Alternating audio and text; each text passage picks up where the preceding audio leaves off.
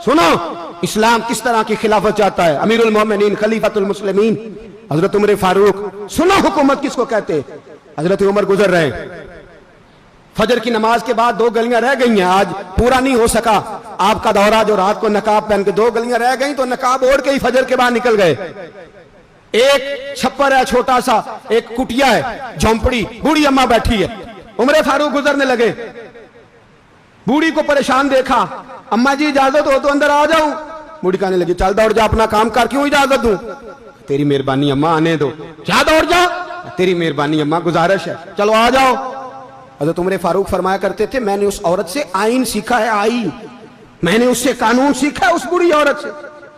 अंदर आ गए उमर फारूक, अम्मा क्या परेशानी है, क्या बात। अम्मा कहने लगी खामद इंतकाल कर गया, औलाद अल्लाह ने दी कोई नहीं, मैं गरीब हूं, 3 दिन से रोटी नहीं खाई, 25 दिनार का कर्जा चढ़ गया है, मुझे उमर फारूक से बड़ी शिकायत है। उसने मेरा हाल ही नहीं पूछा। हजरत उमर कहते थे मुझे उसने दस्तूर और आइन सिखाया। कहने लगे शिकवा है, उमर आया ही नहीं। तो हजरत उमर कहने लगे अम्मा, उमर को क्या पता कि तू इस हाल में है। अम्मा दस्तूर बयान करती है, अम्मा जमहूरियत का ऐलान करती है, कहती है नहीं पता उमर को।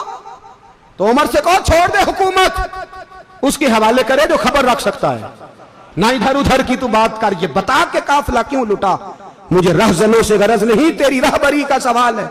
उमर से कहो छोड़े हुकूमत, उसको दे जो पता रख सकता है। हजरत सैयदना नाफे फरमाते हैं जिसके सामने किसरा और रूम के बादशाह कांपा करते थे, मैंने उस उमर को बूढ़ी अम्मा के सामने कांपते हुए देखा है। राशा तारी है उमर फारूक का। दौड़े गए, 25 दिनार लाए, राशन रख के लाए, रोटियां पकाई, बूढ़ी अम्मा को खिलाई। कहने लगे अम्मा 25 दिनार ले ले और चल, गलती हो गई, उमर को माफ कर दे। अम्मा बोल के कहने लगी मैं नहीं माफ करती, मैं तो पक्का फल लूं, बस गिरने वाली हूं, एक दफा कब्र में जा लेने दे, मेरे रसूल आएंगे तो मैं उमर की शिकायत करूं।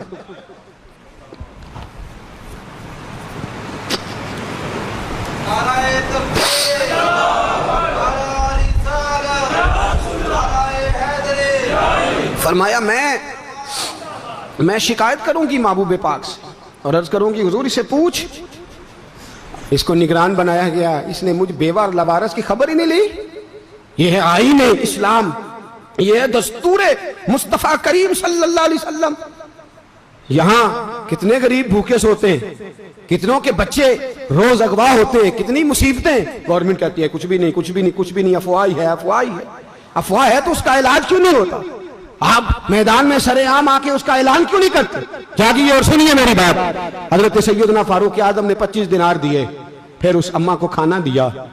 कोई बरादरी नहीं इस अम्मा की, कोई वोट बैंक नहीं, कोई ये अम्मा किसी बड़ी बरादरी की नहीं जिसका 2 लाख वोट हो। अमीरुल मोमिनीन होके उमर फारूक अम्मा के कदमों में बैठ गए।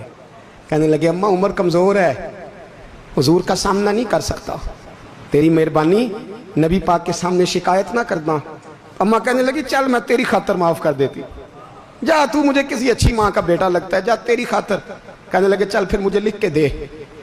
कहने लगी मैं तो अनपढ़ हूं, तू लिख दे, मैं दस्तखत कर दे। हजरत उमर ने लिखा।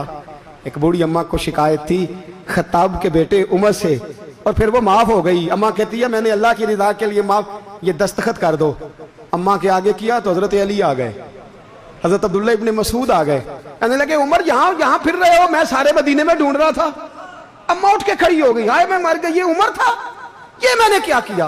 हजरत उमर कहने लगे अम्मा ना, अपने वादे पे कायम रह, तूने जो कहा था उस पे कायम रह। हमें तो बताया गया था ये वाला निजाम पाकिस्तान में आएगा, ये कहा था कायदे आजम ने, ये रंग मिलेगा तुम्हें। कहा माँ तू वादे पे कायम रह, लिख के दे।